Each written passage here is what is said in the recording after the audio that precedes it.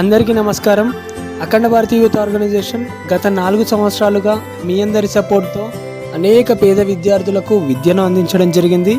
అలాగే ఈ సంవత్సరం ములుగు జిల్లాలో ఏటునగరం మండలంలో 120 మంది గిరిజన పిల్లలకు విద్యకు సంబంధించిన మెటీరియల్స్ డిస్ట్రిబ్యూషన్ చేయడం జరిగింది.